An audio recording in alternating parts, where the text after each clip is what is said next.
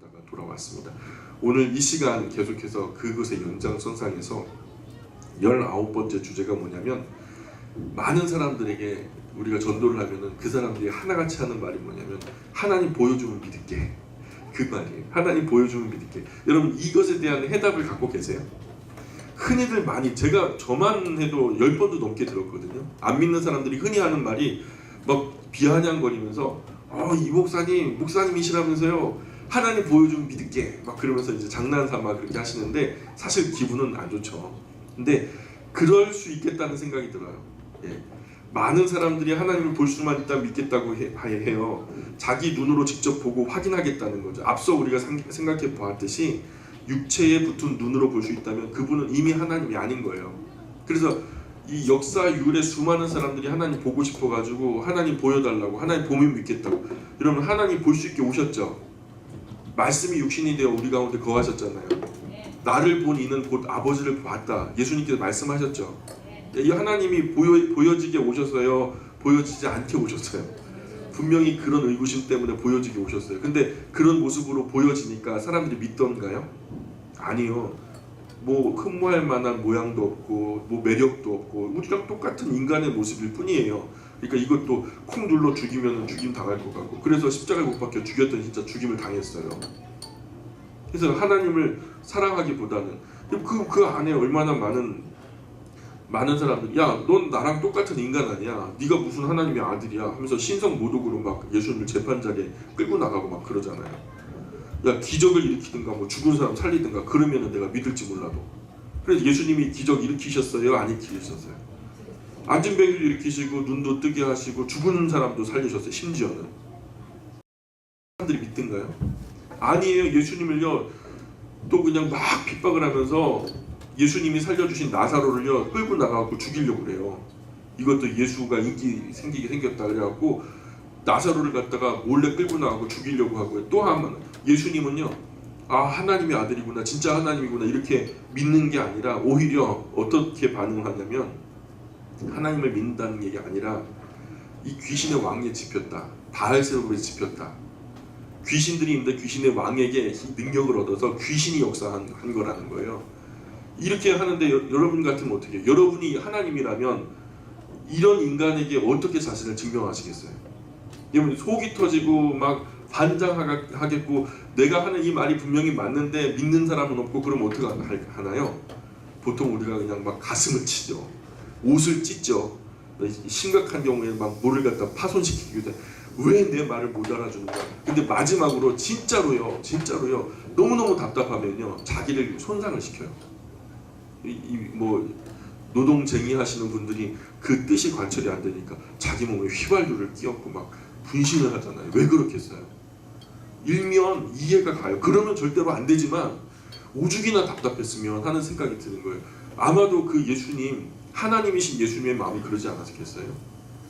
어떻게 해야 너 이게 믿겠냐? 그래가지고 결국에는 예수님이 자신의 몸을 쪼개시면서 완전히 찢으시면서 피를 흘려 물까지 다 한 방울 남김없이 다 흘려버리면서 이러면 믿겠냐 하고서 돌아가신 거예요. 이 피 묻은 메시지를요 그 당시의 사람들은 알 수가 없었어요. 예수님이 승천하신 지 수십 년 만에 사도 요한이 이 앞선 사도들의 이야기들을 다 편집하고 정리해서 잘 이제 1세대의 그 신앙을 정리하고 자기도 이제 마무리할 준비를 하면서 요한복음이라는 복음을 쓸 때, 거기 가만히 보니까 하나님이 예수님을 보내신 이유에 대한 이야기들이 쫙 펼쳐지는 거죠. 그러면서 나중에 깨닫고 사도 요한이 그 복음의 정점에서 사랑을 외치는 거예요. 하나님이 세상을 이처럼 사랑하사 하면서 목매인 그 하나님의 사랑을 대변하는 거예요. 독생자를 주셨으니 이는 저를 믿는 자마다 멸망치 않고 영생을 얻게 하려 하십니다. 하나님이 사랑이라고, 사랑의 본체이시라고 요한일서에도 가봐요. 그래, 사실 육체에 붙어있는 눈으로 하나님을요 온전하게 볼 수 있다면, 그것은 우리의 육안, 이 한계가 있는 눈으로 목격되는 그 존재는요 이미 유한한 존재가 돼버려요. 성경이 말씀하시는 하나님은 영이시기 때문에 우리 육안으로 볼 수 있거나 손으로 만져내는 육체적인 물질이 아니라는 거예요. 그럼에도 불구하고 믿음이 하도 없으니까 보여주시려고 노력하셨지만 끝끝내 안 믿잖아요. 해보셨잖아요. 그죠? 그 믿음은 보지 않고 믿는 것이 믿음이고 보고 믿는 것은 믿음이 아닌 거죠. 확인하는 것뿐이지. 천국에 가서 천국을 믿으면 믿음은 아닌 거예요. 천국 가봐야 알지. 그래갖고 천국을 가봐서 그때 믿으면 늦은 거죠. 하나님 보지 않고 믿을 수 있는 그 믿음이 의로운 거예요. 보지 않고 그 믿는 믿음이 소중한 거예요. 가치 있기 때문에 그런 가치 있는 사람을 영원히 존재할 가치가 있다 여기셔서 이 땅에서 하늘나라로 옮기시는 거거든요. 마음을 의롭다고 여기시는 그 마음, 그 한가운데 듣고 보지 못했는데도 믿는 거예요. 신뢰하는 거예요. 사람들은 이 부분을 잘 이해를 못해요. 신앙은 어떤 말을 믿고 바란다는 의미예요. 그죠? 바랄 신자, 바랄 앙, 믿을 신자, 바랄 앙자를 쓰잖아요. 바라고 믿는다라는 거예요. 어떤 말을 듣고 믿고 바라는 사람은요, 그 말의 열매를 얻게 돼 있어요. 이 길 끝에 부산이 있어요 라는 말을요 믿었다면요, 나 부산 가야 되니까 당신 말대로 나 이 길을 따라갈 거예요. 그럼 그 길 끝에 부산이 있으면 그 말이 맞는 말이죠. 그 말을 믿었기 때문에 그 열매를 따먹은 거예요. 근데 이 길 끝에 부산이 있어요 그랬는데요, 이 사람이 못 믿어요. 당신이 누군데 믿어요 내가? 내가 당신 알지도 못하는데 어떻게 믿어요? 하면서 막 픽픽거리면서 안 갔어요. 그럼 결국에는 알 수가 없는 거죠. 그 말의 열매를, 믿음이라는 것은요 그 말의 열매를 얻게 되는 거예요. 우선 신뢰를 주어야 관계가 시작되는 거예요. 아무 믿을 놈 없다 하면 관계조차 시작되지 않아요. 아무것도 할 수가 없어요. 아무런 발전도 없어요. 이런 사람 치고 심성이 착한 사람이 없어요. 어차피 우리 인간 중에 완전한 사람 하나도 없잖아요. 인간은 한 가지로 오염되고 타락했기 때문에 하나님은요 그런 오염과 타락한 중에 아직 무엇인가 믿을 수 있는 사람이 있을까 하면서 찾아보셔요. 그나마도 천에 하나 만에 하나 좀 쓸만한 사람이 있을까. 이 눈꽃만큼의 신뢰라도, 눈꽃만큼의 어떤 믿음이라도 있다면 관계가 회복되어질 여지가 있으니까. 그래서 산처럼 큰 믿음을 하나님께서 요구하시는 게 아니에요. 아주 지극히 작은 겨자씨 하나만 해도 뭐가 중요하냐면 살아있는 믿음이 중요한 거죠. 하나님은 이런 사람을 찾으시고 의롭다고 인정하십니다. 만약에 서로 믿을 수 없다면 영원히 대화가 안 되는 거예요. 대화가 안 되면 이해가 안 되고요. 이해가 안 되면 관계는 어려워요. 그렇기 때문에 말씀을 듣고 믿고 그 실효를 바라는 사람만 바른 관계에 들어갈 수 있다라고 성경은 가르치고 있어요. 히브리서 11장 한번 보시면 1절 2절에 뭐라고 말씀하냐면, 믿음은 바라는 것들의 실상이요 보이지 않는 것들의 증거니 선진들이 이로써 증거를 얻었느니라. 여러분, 지금부터 100년 전쯤에 모스크바 붉은 광장에 공산주의를 찬양하는 볼셰비키 혁명이 일어나요. 그 볼셰비키 혁명이 일어나니까 수많은 러시아 시민들이요 그 붉은 광장으로 막 이제 물밀듯이, 우리나라 광화문에 그 촛불 집회 열렸던 것처럼 볼셰비키 혁명이 일어나니까 붉은 광장에 공산주의를 찬양하는 엄청난 인파가 막 몰려든 거예요. 그때 한 젊은 공산주의자가 연단에 올라가가지고 기독교를 모욕합니다. 공산주의는 철저하게 유물론적 상황을 가지고 있기 때문에 신은 없다고 얘기하거든요. 종교는 아편에 불과하다. 인민을 우매하게 만드는 얘기다 하면서 그 젊은 공산주의자가 연단에 올라가가지고 앞서서 촛불 집회가 아니죠. 그 볼셰비키 혁명에 참여한 수많은 군중들에게, 여러분 눈을 들어서 하늘을 한번 쳐다보세요. 그랬더니 사람들이 다 눈을 들어서 쳐다봐요. 하늘을. 거기 하나님이 보입니까? 그러니까요 사람들이 웅성웅성 하다가 어떤 사람이, 몇 사람이요, 안 보입니다 그런 거예요. 그러니까 안 보입니다 그렇게 소리를 지르고 막 사람들이 호응을 하니까 이 젊은 공산주의자가 뭐라고 말하냐면, 그러므로 하나님은 없는 것입니다 그렇게 얘기하더라는 거예요. 하나님 보이십니까? 그랬더니 안 보입니다. 그러므로 하나님은 없는 겁니다 이렇게 하니까 사람들이 막 박수치고 막 환호하고 막 난리가 난 거예요. 막 만세 난리가 나고. 그러니까 그 사람들의 정의는요, 보이지 않는 것은 없는 것이다. 이 공산주의식 유물론적인 신앙이에요. 그게 그 신앙이에요. 참 미련한 신앙인데, 그런 명제를 만들고 그 이론에 열광하면서 자기들끼리 막 흥분해가지고 막 소리 지르고 막 그러는데 막 그 흥분에 맞지 않을 때에 그 군중들 틈에 허름한 차림의 노인 한 분이 연단으로 오고 올라가는 거예요. 비기적 하면서 올라가면서 단상 위에 올라가니까 정중하게 인사를 하면서 군중들 앞에 서니까 우리 공산주의자들은 전부 다 젊은 사람들인데 나이 든 공산주의자도 있나 해갖고 의아해가지고 이렇게 쳐다보는 거죠. 청중이 조용해지면서 저 사람은 또 어떤 이야기로 우리를 갖다가 재밌게 해줄까 하고서 이제 바라보고 있는데 정중한 인사 후에 차분한 목소리로 말을 시작합니다. 존경하는 모스크바 시민 여러분, 여러분의 눈에는 이 젊은 공산주의자의 뇌가 보입니까? 그렇게 질문한 거예요. 그러니까 사람들이 와 웃으면서 안 보입니다 그랬던 거죠. 그랬더니 그 노인이 외치기를 그러므로 이 젊은 공산주의자는 뇌가 없는 것입니다 여러분 그렇게 했다는 거예요. 그 군중들이 붉은 광장에 떠나가도록 막 깔깔대고 웃었던 거죠. 다시 노인이 손을 들어 군중을 진정시키고 또 묻는 거예요. 여러분의 눈에는 젊은 공산주의자의 정신이 보입니까? 그랬더니 또 군중 속에 몇 사람이 안 보입니다. 그러니까요. 이 노인이 그렇다면 저 젊은 공산주의자의 정신은 없는 것입니다 라고 외쳤다는 거죠. 보이지 않는 것과 존재하지 않는 것은 같은 말이 아니에요. 보이지 않는다고 존재하지 않는 것이 아니거든요. 우리 눈에 목격되는 것만 존재하는 것이고 나의 눈으로 볼 수 없는 것은 없다고 말하는 것은요, 이건 굉장히 이기적인 사상이에요. 이 진리의 명제가 될 수 없어요. 당장 사랑이라는 이유로 전 세계에 얼마나 많은 사람들이 긴 밤을 지새워요? 애를 태워요? 여러분 남녀 간의 사랑 얼마나 그것 때문에 막 편지 쓰느라고 밤잠을 설치잖아요. 여러분 보이지 않는 그 사랑 때문에 가슴 설레어하고 어떤 사람은 눈물도 흘리고 막 아유 그냥 차라리 죽어버릴까 하면서 막 가슴 애달파하고 어떤 사람은 또 깊은 사랑 속에 노래도 부르고 춤도 추고 또 기뻐도 하고 또 슬퍼도 하는 이 수많은 사람들이요 보이지 않는 사랑 때문에 지금 그러고 있거든요. 그럼 그것은 뭐 다 거짓말에 속는 사람들입니까? 그러니 보이지 않는 것과 존재하지 않는다는 것은 같은 말이 아니에요. 사랑이라는 것도 정신이라는 것도 영혼이라는 것도 여러분 심지어는 우리가 지금 휴대폰 가지고 다니잖아요. 휴대폰에 여러분 연결되어진 게 전파라고 하는 게 있어요. 여러분 전파가 눈에 보여요? 전파가 눈에 안 보이지만 여러분이 통화가 되잖아요. 그 끈이 달린 거 아니잖아요. 보이지 않는 비닐 끈이 달렸어요? 그거 아니거든요. 전파가 수신이 돼가지고 그 수신된 것이 증폭이 되면서 우리 귀에 들리는 거예요. 또 화면이 보여지는 거예요.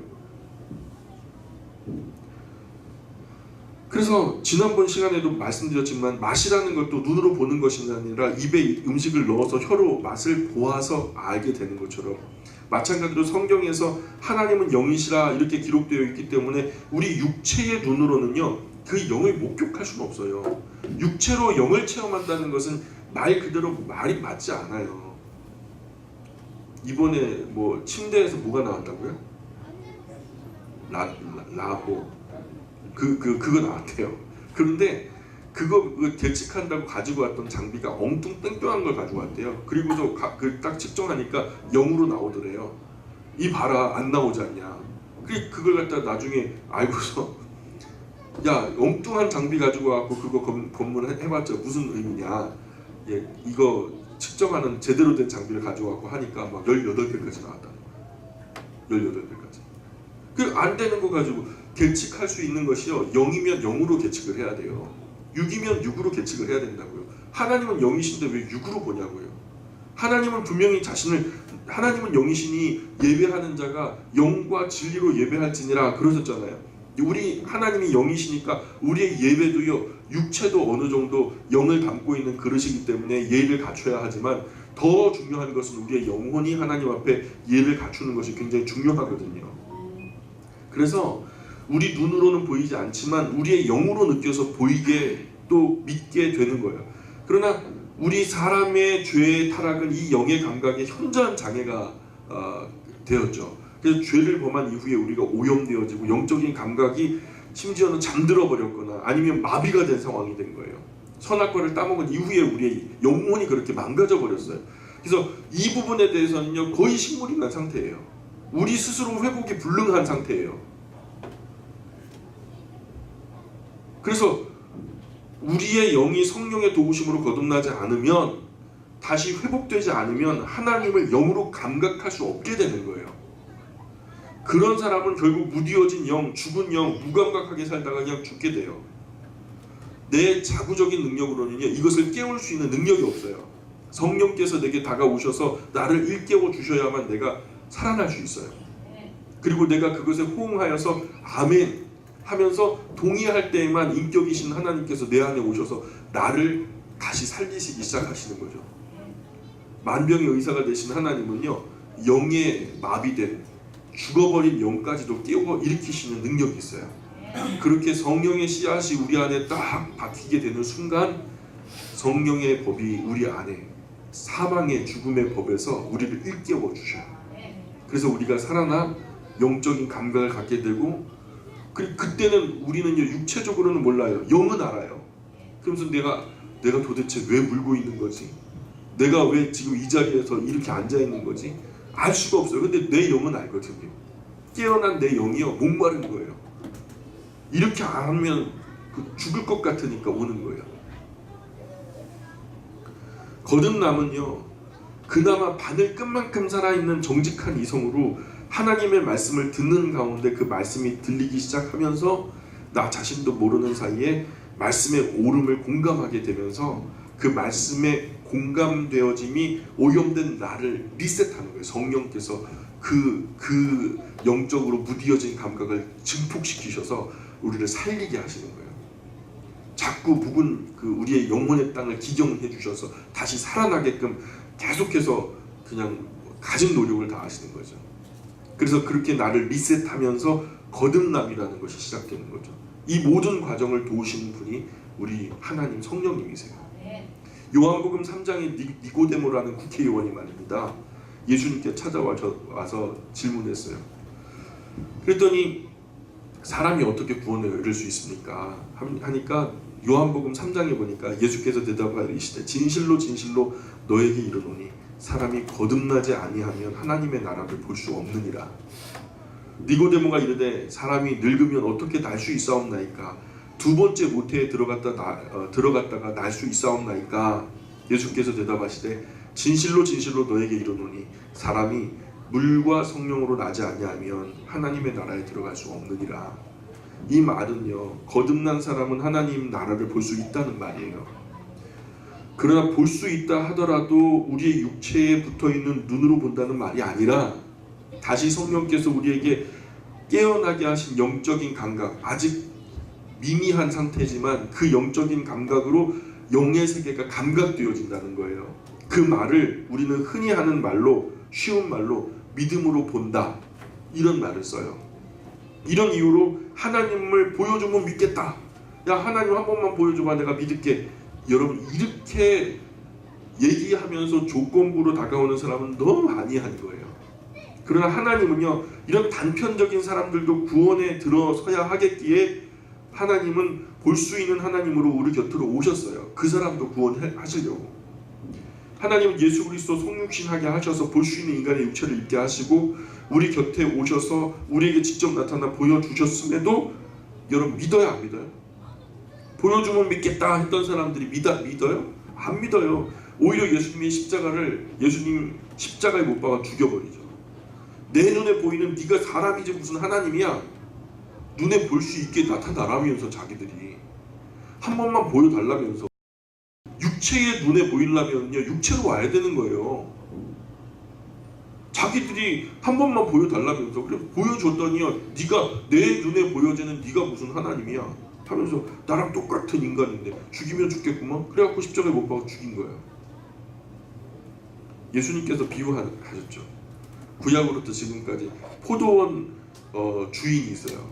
소작을 맡기고요, 많은 소작농들에게 큰 포도원을 맡기고 먼 타국으로 잠깐 다니러 갔어요. 그러면 소작을 하면은 어느 정도 퍼센테이지를 갖다가 떼가지고 주인에게 보내와야 되는데 몇 년이 지나도 소작농들의 열매가 도착하지 않는 거예요. 그래서 심부름꾼들을 향해서 신하들한테 가갖고 한번 알아봐라. 왜 소작농들이 열매를 안 보내지? 내가 그거 먹고 살아야 되는데 하면서 보내니까요, 소작농들이요 다 여태까지 독식하고 있었어요. 100% 자기들이 다 먹는 거예요. 그 농장이 자기들 것도 아니면서. 그러니까 그 주인이 그 농장 뭐죠 심부름꾼을 보냈다는 것 때문에 화가 나가지고요 다 두드려 패요. 그냥 막 때리기도 하고 죽이기도 하고 막 그러는 거예요. 근데 농장 주인이 야 이거 말도 안 되는 이런 상황이 어디 있어? 그래도 내 아들을 보내면 그는 선대할 거야 하면서 아들을 보냈거든요. 근데 이 소장농들은 뭐라 그래요?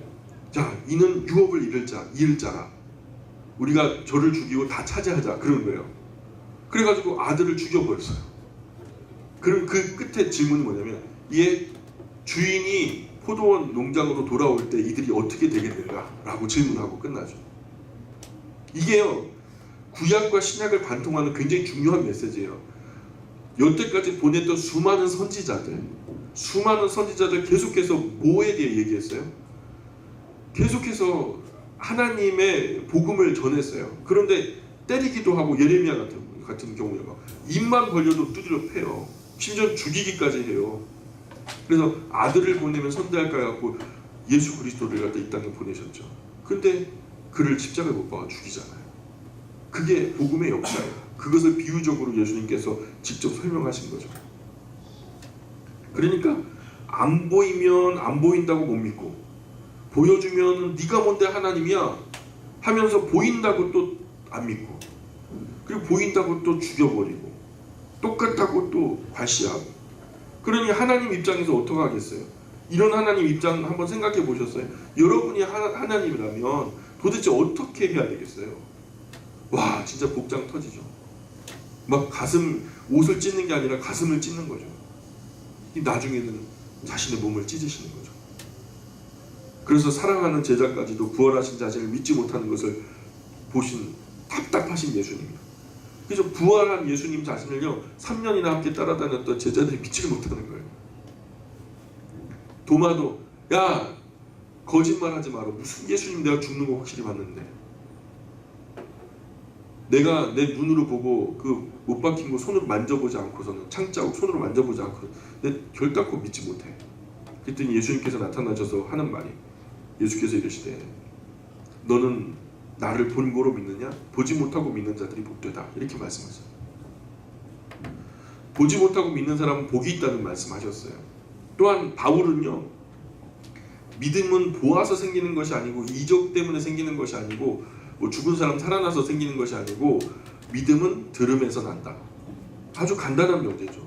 어떤 이야기의 자초지종의 이야기를 건강한 이성과 정신으로 차분하게 잘 듣고 이해하는 사람은요 좋은 믿음에 순수하고 착한 사람이 많아요.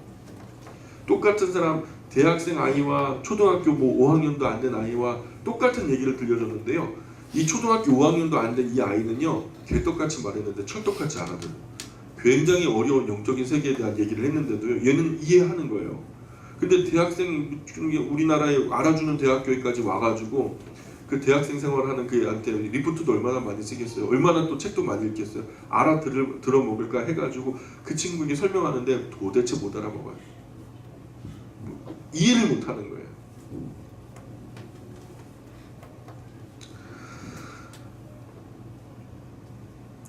듣고도 믿지 못해요. 듣고도 믿지 못해요. 예수님도 들을 귀가 있으면 복이 있다. 그래서 말이 통하는 사람과 결혼하는 것이 정말 중요해요. 말이 통하는 사람하고 결혼해야 돼요. 시온이 알았지? 네. 소리도 알았지? 말 통하는 사람하고 결혼해야 돼? 우리 승윤이, 태연이 알았지? 너희 둘이 말 통하면 지금 안 돼. 너희 말 통하는 시간이 아니야. 말 잘 통하는 자매하고 결혼해야 된다. 그냥 막 말 안 통하면 미치죠. 듣고도 믿지 못하고 들어도 삐딱하게 듣고 들었는데 굽게 듣고 잘못 듣고 자기식으로 바꿔 듣고 사람 중에요 착하거나 순수하거나 믿음 좋은 사람이 그런 사람들 중에는 없어요. 제가 장담하건데 그런 사람한테는 뭘 기대해서는 안 돼요. 이런 사람은 어떻게 잘 그냥 돌봐줘야 돼요. 존재적으로 받아야지 하는 수가 없어요. 내가 진실하고 정직하지 못하니까 자기처럼 남도 그럴까봐 남을 못 믿어요. 그런 의미로 행위가 완전해서 아무 흠도 허물도 죄도 없는 사람을 의롭다 하시려면 이 세상에서는 단 한 사람도 찾을 수가 없어요. 완전한 사람은 없다라고 로마서에서 선언하잖아요. 그래서 하나님은 의로움의 기준을 정하십니다. 전도자가 전하는 전도의 그 미련한 것, 그 어리석은 것을 들어보고 그거 들었을 때 개떡같이 말했는데 철떡같이 알아듣는다면, 요나처럼 개떡같이 그냥 반나절 그냥 막 전하나 마나 했는데 그냥 철떡같이 알아듣고서 그냥 왕으로부터 짐승까지 그냥 제 가운데 무릅쓰고 베옷을 입고 하나님 우리 살려달라고 이렇게 되면은요 믿음이 있는 거죠. 예. 그래서 의로움의 기준을 하나님께서 그렇게 정하신 거예요. 참 믿음의 구원의 사람을 가려내실 때 전도라고 하는 미련한 것으로 가리셔요. 고린도전서 1장 21절에 보니까 하나님의 지혜에 있어서는 이 세상이 자기 지혜로 하나님을 알지 못하므로 하나님께서 전도에 미련한 것으로 믿는 자들을 구원하시기를 기뻐하셨도다. 여러분, 하나님께서 이 사람을 구원하기 위해서 어떤 왕실을 사용하는 것이 아니라, 어떤 큰 제도를 사용하는 것이 아니라, 어떤 큰 장치를 사용하시는 것이 아니라 세상 미련한 전도라고 하는, 전도가 말로 해서 우리가 종교적인 언어가 돼가지고 참 어려워졌지만 쉽게 말해서 도를 전하는 거예요. 도, 성경을 전해주는 거예요. 성경의 이야기를 들려주는데 그냥 듣는 거예요. 제가 낙도오지 선교 갔을 때 제가 간증 몇 번 했잖아요. 난 놓고 기억자도 모르는 아줌마예요. 반매로 가는데요. 그 아줌마 붙들고서 제가 잠깐 얘기해드려도 될까요? 그래서 성경 이야기, 우리의 하나님이 인간을 창조하셨다고. 그런데 그 인간이 죄를 범했다고. 그래서 죄를 범한 인간에게는 구원이 필요한데 예수 그리스도가 구원의 길이라고. 그것에 대한 이야기 들려드리고 성경 구절 읽고, 이야기 들려드리고 성경 구절 읽고. 근데 이분이요 뭘 안다고. 성경책 여태까지 한 번도 들어본 적이 없고 교회 다녀본 적이 없는 이 일자무식의 아주머니가 그 자리에 홈이고 갱이고 다 때려놓고 길가에 앉아갖고 엉엉 우는 거예요. 당황한 거죠. 저는 그런 열매가 있을 거라는 상상도 못했는데 주저앉아갖고 막 우는 거. 그래, 정말로 그분이 나 위해서 죽었냐고, 정말로 그분이 나 위해서 죽었냐고 그런 얘기를 하는 거예요. 정말 그렇다고. 그 얘기를 또 듣고 싶다고. 그래서 그 아주머니 그 주소를 알아가지고 다음날 아침 일찍 가가지고 갔더니 그 아침 일찍 일어나가지고 기도를 뭐 해봤겠어요. 주저앉아가지고 부뚜막에 앉아갖고 엉엉 울고 있는 거예요. 그 다음날 아침인데도. 우리가 당황한 거죠. 엄청난 그 성령 역사죠. 이 아주머니한테 복음에 관한 아주 기묘한 이야기들을 진지하게 안내해드리고 또 신앙생활에 있어서, 그래서 그곳에요 이 선교 보고를 하니까요, 선교 보고 하다가 한 분이 마음에 감동이 온 거예요. 총신에서 같이 낙도오지 갔던 그 전도사님 중에 한 분이 마음에 감동이 오더니 자기가 거처하는 곳에서 멀지 않은 곳에 있기 때문에 자기가 그곳에 개척을 하겠노라고. 그래서 그분 권사님 되셔가지고, 예, 오랜 시간 신앙생활을 하다가 나중에 권사님이 되셔가지고 그 교회 작지만은 저 맹방해수욕장에서 들어오면은 호산리라고 하는 데가 있어요. 거기서 지금 개척교회를 하고 계시고, 그 이후에 우리가 신혼여행 갔을 때 한번 그 앞으로 지나올 기회가 있었는데, 진리는 말입니다. 참 단순한 이 전도의 말, 과연 그러한가 정직하게 생각해보고 믿게 되는데, 안 믿는 사람은 아예 들으려고 하질 않아요. 첫 마디에 매도해버려요. 야, 재수없어 저리 가. 또 지옥 얘기하려고 그러지. 이런 사람에게는 하나님이 직접 인간의 몸을 입고 찾아와 주셔서 기적을 일으키고 죽은 사람 그 앞에서 살려주셔도 못 믿어요. 땅끝 한반도에서도 믿는 사람은 잘 믿는데, 말 그대로 바이블랜드라고 하는 예루살렘 한가운데서도 예수님이 자라나고 활동하시고 그 한복판에서 예수님이 활동하셨던 것을 눈으로 봤던 사람조차도 못 믿을 사람은 못 믿을, 끝내 못 믿어요. 진리는 단순하고 허술한 것 같아도 힘이 있어요. 왜냐하면 진리가 말한 대로 정말 그렇게 되기 때문에 힘이 있는 거예요. 동서고금을 막론하고 과거나 현재나 미래를 막론하고, 진리는 그 자체가 능력이에요. 여러분, 우리가 미국이 있다는 것을 논리적으로 설명해야 돼요? 미국은 있어요. 그냥 담담하게 선포하는 거예요. 그것은 설득할 필요도 없고 논쟁할 필요도 없어요. 그건 그대로 있는 거니까. 그게 진리예요. 진리는요, 누구의 이해를 바라지도 않아요. 어떤 세력을 원하지도 않아요. 진리는 홀로 온전해요. 그래서 진리대로 돼요. 결국에는 하나님의 말씀이 진리예요. 진리가 말씀하는 대로 온 세계의 역사가 그렇게 흘러갈 거예요. 세월은 변하고 많은 이론이 일어났다가 사라질 테지만 진리는 영원한 거예요. 그래서 진리는 포장을 하지 않아요. 꾸미려고도 하지 않고요. 진리는 그냥 덤덤하게 선포됩니다. 도도하게 흐르는 강물은요, 사람의 이해를 구하지 않죠. 그냥 제 길 따라 흐릅니다. 그래서 조금 세련되지 않고 좀 촌스럽고 좀 투박하고 그래도 예전에 있었던 것처럼 익숙함처럼 좀 이렇게 낡아 보이기까지 하고 좀 촌스럽기까지 하고, 그런데도 진리는 영원해요. 눈으로 보면 믿겠다, 아니한 생각 가졌던 분들 생각을 바꾸시는 게 좋아요. 여러분 혹시 신앙생활 하시는데도 하나님 한번 봤으면 좋겠다 그런 분이 계죠. 그 지난 시간에도 말씀드렸지만 모세도 그런 의구심이 있었어요. 하나님 한 번만 보여주시면 안 돼요? 그래갖고 하나님 나를 보고 살 사람이 없다. 그리고 하나님께서 보여주셨잖아요. 뒷모습만 보여주셨어요. 심지어는 예레미야도 너무너무 답답하고 엘리야도 너무너무 힘들고 답답하고 그러니까 하나님 좀 보여주시면 안 돼요? 그래갖고 그게요, 신앙이 없어서 우리가 보여달라 그런 게 아니라 영적인 그 지식이 하나님의 말씀을 읽을 수 있는 기회가 없었어요. 모세나 엘리야는요. 근데 우리는 보고 또 우리 손에 들려있는 하나님 말씀으로 필요 충분하거든요.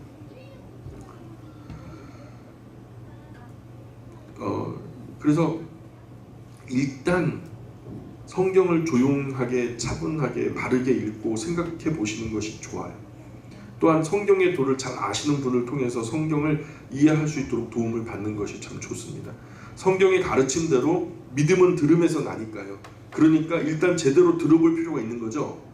그러니까 기독교 신앙을 갖고 있지 않더라도 정직하게 차분하게 한번 들어보셔야 돼요. 다른 데는 아직 답이 발견되지 않았다잖아요. 그래서 아직도 구도 종교로 남아있는 거 아닙니까? 근데 기독교만은 계시 종교가 된 거 아니에요. 왜냐하면 답을 구했다라는 거예요. 답이 나왔다는 거예요. 그러면은 내가 지금 구하지 못했더라도 누군가 답을 찾았다고 하면 그 답을 검사해 봐야 되는 거거든요. 그럼 그게 맞다면 귀화해야 돼요. 그 답으로 같이 합류돼야 돼요. 근데 아예 그 답이 발견됐다는 것 자체를 갖다 부정하는 거예요. 정말로 그러한가? 스스로 생각을 정리해서 질서를 잡아 나가다 보면 조금씩 이해가 되고 그 이해 끝에 조금씩 믿음도 생길 거라고 확신합니다. 저도 모태신앙이지만요, 믿음이 하루아침에 생기는 것이 아니라 계속 들으니까요. 나도 모르는 사이에 생각 끝에 더 깊은 생각으로 나아가게 되고 결국 하나님을 믿고 신뢰하게 되더라고요. 참 진리가 확실해질 때 그 기쁨은 어두운 방에 불이 탁 하고 켜진 것처럼 갑자기 우리의 어두운 지성과 영성이요 환해져요. 그래서 그 환해짐과 동시에 제일 첫 번째 만나는 우리의 모습은요, 죄 가운데 더벅이가 돼요. 말 그대로 만신창이가 된 죄된 우리의 모습이에요. 그래서 양심에 불이 켜진 베드로가 예수님을 처음 만나자마자 했던 말은요, 나는 주여 나는 죄인으로소이다 나를 떠나소서, 그 말이에요. 참 진리가 확실해질 때 그 기쁨이 어두운 방에 불이 켜진 것과 같이 환하게 밝아지는데 마치 거름더미에서 평생 먹고 누릴 수 있는 보석을 주워 올린 것처럼 그 기쁨은 놀라울 정도예요. 지금 생존하는 사람 중에서 세종대왕 본 사람 있어요, 없어요? 세종대왕 못 봤어요. 그러나 우리가 쓰는 한글을 보면서 세종대왕이 있었구나 라는 것을 우리가 입증하려고 하지 않아요. 난중일기 읽으면서 또는 거북선의 역사 기록을 보면서 이순신 장군이 있음을 우리가 쉽게 이해하고 거기에 대해서 반론을 제기한 사람 없잖아요. 하나님을 믿는 것도 마찬가지예요. 먼저는 천지 만물을 지으시고 그 아름다움을 경험하면서 그 만물을 지으신 그분이 누굴까? 당장에 지금 바깥에 나가셔서 저 버스 정류장 그 돌틈에 비집고 올라와 있는 풀 한 포기 한번 보세요. 그거요 그렇게 그릴 수 있고 그렇게 비슷하게 만들 수 있지만 다음 해 그 자리에서 그렇게 올라오게 할 수 있어요? 그 풀 한 포기의 장치도 우리가 이해할 수 없어요. 그러면 우리가 이 풀 한 포기조차도 이해할 수 없고 이 장치 메커니즘을 우리가 알 수 없다면 말입니다. 이것을 만드신 분은 대단하신 분이신 거예요. 확실해요. 우리가 이해할 수 없는 기술로 이것을 만들어내셨으니까. 안 그래요? 누구나 만들라고 종이 한 장 가지고 종이 비행기 해갖고 날렸는데 길 가다가 종이 비행기 그럼 알아요. 아 이거 이렇게 접는 거야. 나도 할 수 알아. 그럼 그거는 그 사람과 나 비슷한 수준이라는 거예요. 근데 누군가 어떤 장인이 그냥 엄청나게 정밀한 시계를 만들었다든가 아니면 우리가 상상하지도 못할 엄청난 건물을 만들었다면 건축에 있어서는 그분은 나보다 탁월한 거예요. 시계 기술에 있어서는 그분은 나보다 탁월한 분이에요. 근데 그 만물, 우리보다 탁월한 만물들을 볼 때에 우리가 만들 수 없고 감히 흉내낼 수도 없는 그런 것들을 만지고 보고 경험하고 그것을 그냥 누리고 그렇게 살고 있는데도 불구하고 그거보다 위대하신, 그것을 잊게 하신 하나님을 우리가 믿지 못한다면 이것은 정말 심각한 문제죠. 성경을 읽으면서 또한 정말로 그러한가 정직하게 진지하게 차분하게 생각하다가 하나님을 알고 이해하게 되고 믿게 될 거라 확신합니다. 20번째 주제는요, 하나님이 계시다면 그런데 왜 악이 존재하냐는 거예요. 많은 사람들이 세상에 하나님이 어떻게 계시다면 이런 악이 존재하겠냐고. 악도 하나님이 만든 겁니까? 악도 하나님이 만든 거예요? 좋은 질문이지만 답은 간단한 답이 아니에요. 악의 기원을 알기 위해서 수많은 학자들이 연구를 합니다. 이것에 대해서 답은요, 신학이나 철학이 해줘야 되는데 과학으로 이거는 밝혀낼 수 없잖아요. 논리는 이렇게 시작돼요. 온 세상 만물과 만유가 다 하나님에 의해서 창조됐습니까? 할 때 성경은 예스라고 하죠. 그래요. 온 우주가 다 하나님의 손에서 시작되었습니다. 그러니까 결국 그러면 그 세상에 존재하는 것 중에서 악한 것도 있는데 그러면 악도 하나님 만드신 거겠네요 하면서 이렇게. 그러나 결론부터 말하자면 악은 하나님 만드신 게 아니에요. 악은 악마에게서 나왔어요. 성경이 우리에게 가르치는 것은 악은 악마에게서. 이스라엘 속담에 악은 악인에게서 나온다는 말이 있는데요. 악은 악인에게서 나오지만 그 악인은 누가 만들어요? 그 악인은요, 악마가 만드는 거예요. 성경 신학적으로 답하자면 악은 악마에게서 나옵니다. 이게 결론이에요. 악이 도대체 뭘까? 우선 악이 무엇인지부터 알아봐야 돼요. 악은요, 우리 생각에 살인이나 간음이나 도둑질이나 뭐 이런 것들 떠올리거든요. 나쁜 짓 하는 거. 근데 이것은요, 이것도 악이 맞는데 악의 열매들이에요. 악의 결과들이고 악의 열매들이고요. 성경이 말씀하는 진짜 악은요, 하나님을 떠나는 것이 악이에요. 하나님을 떠나는 것 자체, 하나님을 등지는 것 자체가 악이라고 우리에게 설명을 해요. 그 결과 하나님을 떠나니까 양심이 무디어지고 영적인 눈이 가려지고 하면서 살인도 하게 되고 아무렇지도 않게 간음도 하게 되고 도둑질도 하게 되고 하나님을 떠났기 때문에 이런 것들이 벌어지는 거예요. 결과적으로 온 세상 만물을 하나님께서 만드셨어요. 심지어 악마도 하나님께서 만드셨으니까 결국 악도 하나님 만드신 것이 아니냐 이렇게 생각이 듭니다. 그래서 사람들이 악에 대한 것도 하나님이 책임이 있다면서 그 책임을 다 하나님께 전가를 시키는 거예요. 전쟁으로 막 무수하게 죽어간 사람들도 다 하나님 책임이고 환경에 오염돼가지고 이렇게 악한 환경이 된 것도 다 하나님 책임이고 하나님이 계시다면 저 고아가 왜 있냐? 하나님이 계시다면 왜 저렇게 선한 사람이 빨리 죽어야 되냐? 하나님만 그냥 중구장창 하나님이 무조건 책임이래요. 그러면 의가 뭘까요? 악이 하나님을 떠나는 것이라면 의는요, 하나님께로 돌아오는 거예요. 하나님을 믿는 것, 하나님과 관계가 정상화되는 것, 원래 있었던 그 자리로 돌아오는 것, 그게 성경이 말씀하는 선의 의의 기준이에요. 성경은 일반적으로 결과나 열매만 보고 말하는 것이 아니고 그 근본, 그 뿌리를 두고 말해요. 하나님을 등지는 것 그 자체가 악이라는 거죠. 부모님 앞에 무엇이 악입니까? 부모님께 뭐 칼 들고 덤비면 물론 악이죠. 근데 부모님을 등지는 것, 부모님을 배반하는 것 그 자체가 악이 되더라는 거예요. 부모님을 등지고 배반하니까 칼을 들고 덤비는 것까지 결과가 되더라는 거예요.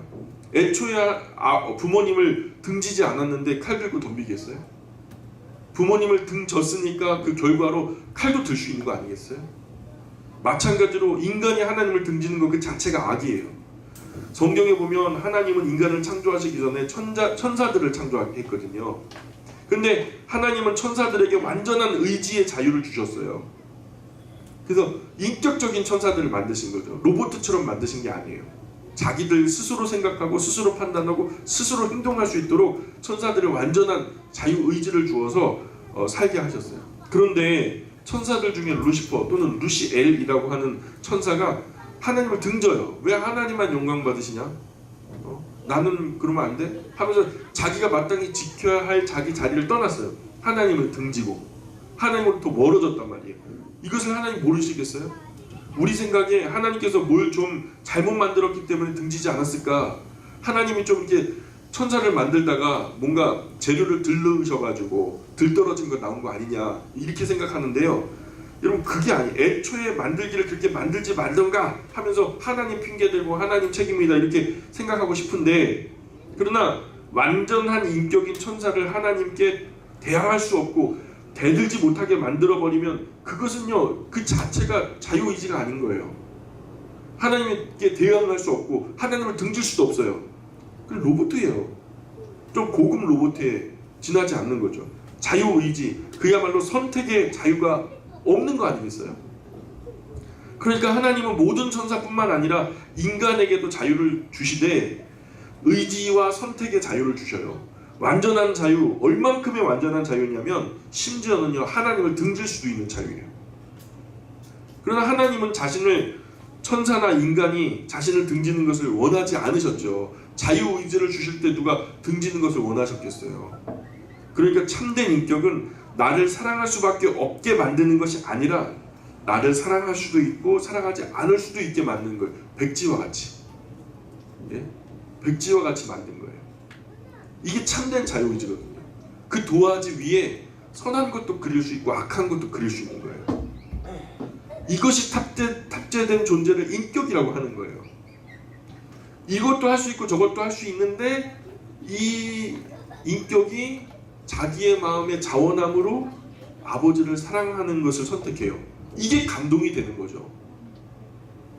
예? 사랑하지 않을 수 있음에도 불구하고 나를 사랑할 때 그 사랑이 가치가 있는 사랑이죠. 그래서 하나님께서 천지를 창조하시되 인격적으로 정직하게 창조하셔서 천사를 창조하실 때 하나님을 사랑할 수도 있고 사랑하지 않을 수도 있도록 완전한 인격체를 만드신 거죠. 만약 하나님을 사랑하며 살면 하나님 앞에 선한 일이 되지만 하나님을 사랑하지 않기로 하면, 하나님을 등지고 배신하기로 하면은 하나님 앞에 악한 삶이 되는 거죠. 그래서 모든 악은 하나님께서 창조하신 원래의 자리를 지키지 않고 마땅한 자기 자리를 떠나간 그곳에서 악이 시작돼요. 성경은 천사도 하나님께서 맡겨주신 자기 처소를 떠났다고 기록되고 있거든요. 그렇게 악이 시작되는 거예요. 우리도 이 악의 충동과 유혹으로 우리도 우리 본연의 자리에서 떠나면 그게 바로 악의 시작이죠. 칼을 들고 덤비지 않아도, 대들고 따지고 욕하지 않아도 우리의 본연의 자리를 떠나서 하나님을 등지는 것 자체가 하나님에 대해서 악이에요. 그 결과 온갖 악한 열매들이 나타나기 시작하는 거죠. 결과라는 것은요, 맺을 결자, 열매 과자, 그죠? 열매 실자, 결실, 열매 과자, 결과, 그죠? 행동의 열매, 행위의 열매가 그렇게 나타나잖아요. 모든 악의 원인은 하나님을 등지는 거, 하나님을 떠나는 거, 하나님을 배반하는 거, 본연의 하나님께서 맡겨주신 그 자리를 벗어나는 것에서부터 비롯되는 거예요. 이 모든 일이 하나님께서 천사와 인간에게 주신 참된 자유 때문에 생긴 거예요. 그렇기 때문에 하나님께서 악을 만드셨다고 책임을 전가하는 것은 이치와 상식이 안 맞는 말이에요. 여러분 상식적으로 생각해보세요. 예를 들어서 부모님이요, 나를 너무너무 사랑하셔서 허리가 휘도록 돈을 벌어서 나를 대학교에 입학시켜놨어요. 대학교에 입학시켜놔갖고 그 이후로도 8학기 그거 마치려면은 매해마다 1,000만 원씩 돈이 들어가니까 야근이고 특근이고 할 것 없이 그냥 입에 단내가 나도록 열심히 일을 해요. 그런데 내가요, 대학교에 가서 나쁜 영향을 받아버렸네. 그래가지고 막 죄를 범하기 시작했어요. 그냥 막 즐기고 도둑질하고 막 인생이 망가져 버렸어요. 대학교에 가가지고. 자, 그러면 다 허리가 휘어가며 열심히 일해서 나를 대학교 보내신 부모님이 책임인 거잖아요. 안 그래요? 부모님이 나빴네. 그런 거예요. 이치가 그런 거예요. 지금 우리가 따지는 게 하나님이 악을 만들지 않았어요 라고 말하는 것은, 대학교에 가서 그렇게 될 수도 있지만 그렇게 안 될 수도 있잖아요. 더 선하고 아름다운 열매를 맺어서 부모보다 훨씬 더 뛰어난 사람들이 될 수도 있을 거 아닙니까? 그 도화지 같은 기회를 부모님이 주신 거예요. 근데 그 부모를 선용하지, 그 기회를 선용하지 않고 악하게 사용한 것은 자기예요. 그 선택은 자신이 했다고요. 그 핑계를 왜 부모님한테 대요? 천사와 인간에게 자유를 주지 않으셨으면 하나님은 비인격을 만든 거예요. 인격의 기초는 자유죠. 자유가 없다면 참된 인격이 아닙니다. 하나님께서 우리 인간과 천사들을 참된 인격으로 만드신 것이 악한 일이에요? 그러면 하나님이 이것도 선택할 수 있고 저것도 선택할 수 있고 자유롭게 도화지와 같이 무슨 그림이든 인생에 그려 넣을 수 있도록 만드신 것이, 그렇게 만드신 것이 하나님 죄예요? 악하신 거예요? 여러분, 이런 주제로 공상과학 영화 만들어지잖아요. 최첨단 AI 인공지능 로봇이 스스로 사고하다가 인간의 지능을 뛰어넘어 버려요. 막 혁신적인 어떤 스스로 막 생각하는 능력이 생겨갖고, 심지어는요 인간을 공격해요. 인간이 최대 악이라는 거예요. 인간을 공격하고 인간을 멸종시키려고 하는 것을 우리가 숨죽이고 그냥 영화 속에서 보잖아요. 터미네이터 같은 거, 그런 영화 아니겠어요? 저 악한 로봇, 인간이 만들었는데 인간을 공격해? 하면서 지들은 막 화내요. 그러면서 하나님 왜 이 세상에 악을 만드셔가지고 이렇게 사단을 일으키십니까?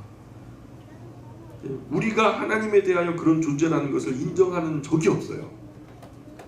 인격적 존재로 만드셨다는 말은 하나님께서 자신을 나로, 그리고 우리 인간을 너로, 나와 너, 인격적인 관계, 하나님의 인격 창조의 목적은 이런 완전한 자유로움으로 천상의 가장 아름다운 사랑과 교제를 이루시기 위함이에요. 사실 자식들이 내 속으로 나왔지만요, 근데 이 자식들이요, 그죠? 이 자식들이 완전한 인격의 소유자예요. 내 마음대로 할 수가 없어요. 어느 정도 머리가 크고 성장해서 사회인이 되면요, 내가 부양하는 입장이 아니라 함께 삶을 살아가는 삶의 동반자예요. 키우는 과정은 한 20년 남짓밖에 안 돼요. 근데 그렇게 성인이 돼가지고 함께 인생을 살아가는 것이 뭐 거의 60년 이상 같이 그렇게 동반자가 되어서 살아가거든요. 그런데 그 존재를요, 너 이리 와, 너 저리 가 하면서 막 로봇처럼 부르려고 해봐요. 그 인격이 그냥 온전하겠냐고요. 하나님은요, 부모님이 자녀들과 아름다운 삶의 동반자가 돼서 삶의 행복과 기쁨과 그 사랑과 애틋함을 누리고 싶고 그것을 나누고 싶고 그렇게 원하는 것처럼, 하나님도 자신이 만든 천사, 자신이 만든 인간이요, 그렇게 아름다운 교제권 안에 있으면서 함께 누리고 함께 기뻐하고 함께 사랑하게 되기를 원하셨어요. 그것이 하나님이 천사를 만드신 목적이고 인간을 만드신 원래 목적이에요. 그런데 그런 완전한 자유로움으로 하나님과의 사랑과 아름다운 교제를 선택한 것이 아니라, 그 천사도 그 인간도 하나님을 배반하기로 선택한 거예요. 그럼 누가 악한 거예요? 하나님께서 만드신 그 선한 도구로 천사가, 인간이 악을 선택한 거죠. 악하다면 하나님을 등지는 것을 선택한 천사가 악한 것이고, 하나님을 등진 인간이 악한 것이죠. 이 핑계를 하나님께 돌리지 말자고. 왜 하나님이 악합니까? 하나님은 왜 참된 자유의지를 가진 인격으로 천사와 인간을 만드셨을까? 성경이 말씀하는 답은요, 하나님은 우리와 교제하기를 원하셨대요. 하나님께서 인간을 사랑하시고 또한 인간이 하나님을 깊이 사랑하면서 영원히 교제하기를 원하셨어요. 로봇 하나 만들어가지고 막 테이프를 갖다가 그냥 드립다 녹음을 해놔요. 그래서 1분에 한 10번씩 사랑합니다, 사랑합니다, 사랑합니다, 사랑합니다 막 이렇게 여러분 반복되게 해놔요. 그럼 기분 되게 좋겠죠. 왜냐면 사랑한다는 말 계속 듣잖아요. 내가 그렇게 원하는 사랑한다는 말. 근데 그건 나에게 감동이 안 와요. 1000만 번 반복시켜봐요. 거기는 사랑이 없어요. 그래서 참 자유의지 안에는 사랑하지 않을 수 있는 여지가 있음에도 불구하고 사람 안에 참된 사랑을 바라시며 자유의지를 선물해 주신 거죠. 참된 인격은 믿지 않아도 되지만 믿어주심으로 하나님이 바라는 완전한 사랑을 표현하신 거예요. 하나님과 교제하면서 하나님의 참사랑을 알려주고 싶으셔서 우리에게 자유의지와 선택의 자유를 주신 거죠. 참된 자유가 있기 때문에 내가 선택을 했고, 나의 선택의 결과 그 선택의 책임 또한 나에게 있고, 그 책임이 나에게 있기에 심판도 나한테 있는 거죠. 심판이 있기 때문에 천국과 지옥도 있는 것이고, 남자와 여자가 만나 부부가 되어서 남편과 아내가 되어도요, 남편에게도 아내에게도 자유의지가 있잖아요. 결혼한 후에도 그 주어진 자유의지를 가지고 선택의 자유를 누릴 수 있어요.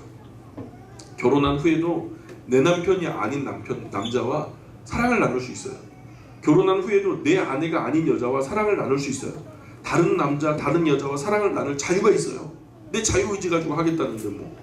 그런데 그 모습은 아름다운 모습은 아닐 거예요. 우리는 이것을 선하다고 말하지 않아요.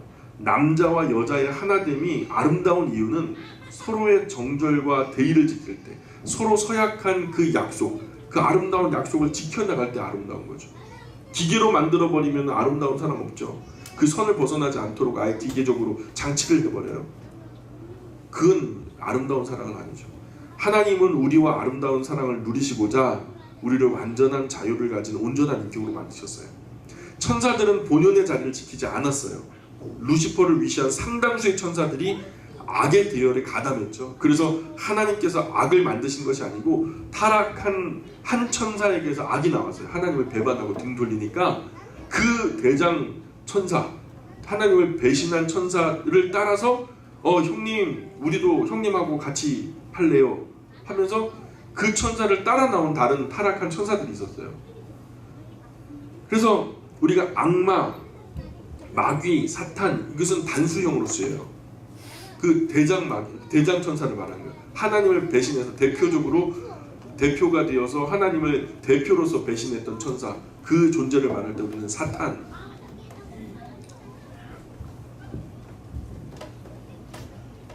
사탄이 뭐냐면 하나님을 대적하는 자예요. 그 뜻이, 히브리어의 뜻이. 그리고 그 타락한 천사를 쫓아 나와서 형님 우리도 같이 형님의 뜻을 따르겠어요 하고 쫓아 나왔던 천사들이 우리가 쉬이 말하는 귀신들이에요. 귀신들. 그 죽은 사람들의 영혼이 귀신이 되는 게 아니에요. 죽은 사람의 영혼은요 잠들어 버려요. 음부에서 잠을 자든 낙원에서 잠을 자든 하나님께서 잠깐 7번째 나팔이 불려지기 전까지 침묵 가운데 두셔요. 그리스도 안에서 죽은 자들은 평안의 잠으로, 그리스도 바깥에서 죽은 자들은 안타깝고 괴로운 음부의 잠으로 재우시죠. 7번째 나팔 소리가 들려질 때 하나님께서 일으키실 때 그리스도 안에서 죽은 자들은요 일어나 나를 위로하시는 신랑 예수님과 만나게 될 거예요. 근데 음부의 사람들은요 심판 때까지는 일어나질 않아요. 자, 그래서 어쨌든 그 악에 대한 개념은 악의 열매, 악의 결과를 먼저 생각할 것이 아니라 하나님을 등지는 거, 하나님을 배신하는 거, 하나님을 떠나는 거, 하나님과 관계를 깨뜨리는 거, 이것이 악의 시작임을 우리가 이해를 해야 돼. 그게 훨씬 더 쉬운 접근이에요. 하나님을 등지고 선을 행한다는 거 말이 안 돼요. 그러나 하나님 바깥에서도 선행하는 사람 있죠. 그 하나님 바깥에도 선한 삶을 사는 사람이 있어요. 등진 것 자체부터가 악이기 때문에 그 하나님을 떠나서 아무리 선한 일을 해도 하나님 앞에 인정되지 않는 선이에요. 우리가 좀 이게 논리의 오류가 아닙니까? 어쨌든 그 사람은 선한 일을 하는 거 아닙니까? 어쨌든 그 사람을 통해서 도움받은 사람 있는 거 아닙니까?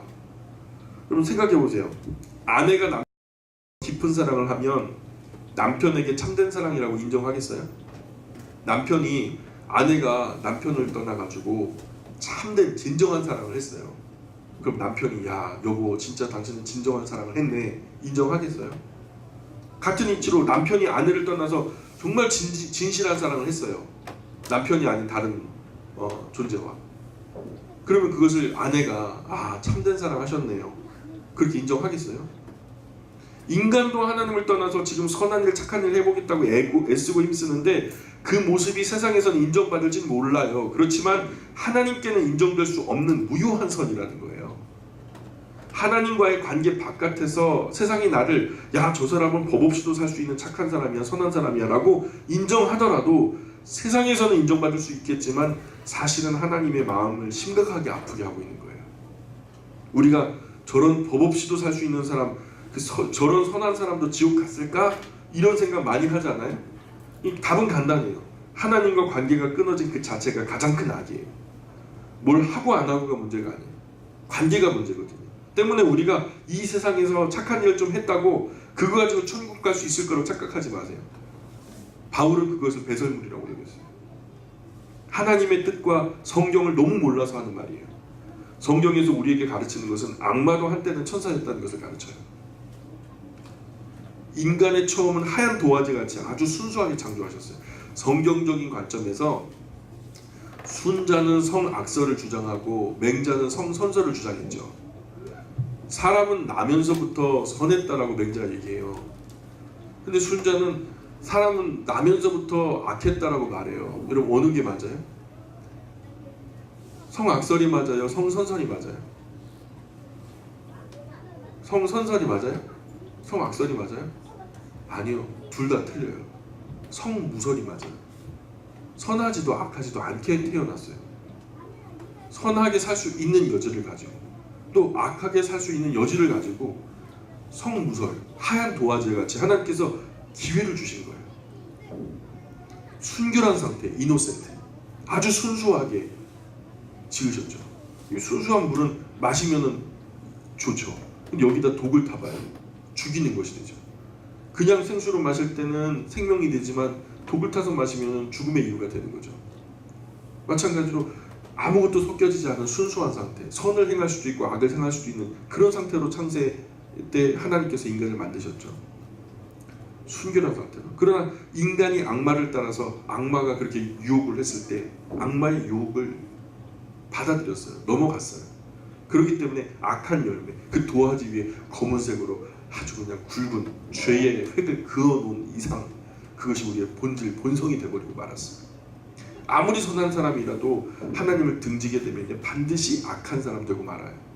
아무리 그냥 선하게 살려고 별짓을 다 해도요 결국은 악하게 끝나요. 그리고 결국 어리석은 사람이 되고 말아요. 성경은 이런 처소를 떠나고 하나님을 등진 악한 천사를 통칭 사탄이라고 기록하는데 사탄은 하나님을 대적하는 자 이런 의미를 갖고 있어요. 처음에는 등을 지고요. 등지니까 그 등졌는데 잘 되고 그러면 배가 아프죠. 질투가 나죠.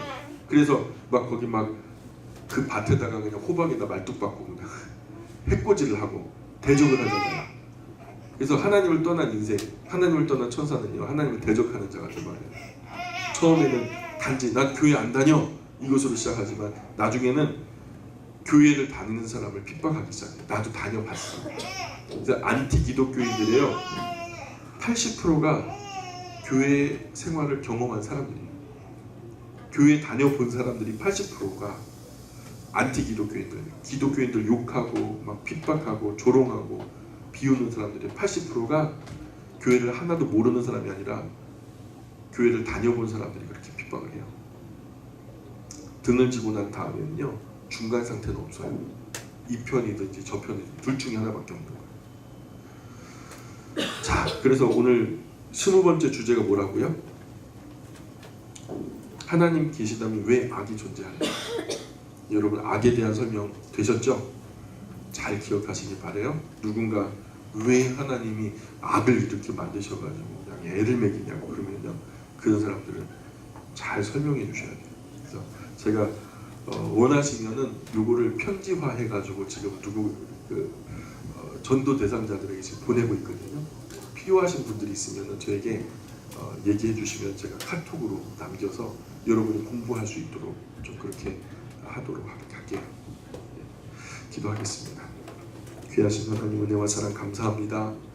어제부터 시작되어진 청학부 1박 2일 세미나가 이렇게 마무리를 합니다. 온 성도들 함께 둘러앉아 하나님 이 귀한 메시지에 귀를 기울이고 우리가 우리의 본 바탕부터 바른 교리, 바른 말씀의 토대 위에 세워져서 성경이 말씀하는 것을 바르게 분별하기 위해서 하나님 우리가 순수한 눈 갖기 위해 정직한 마음으로 상식적으로 그 말씀 접근하기 위해 우리를 가다듬는 작업을 지금 하고 있습니다.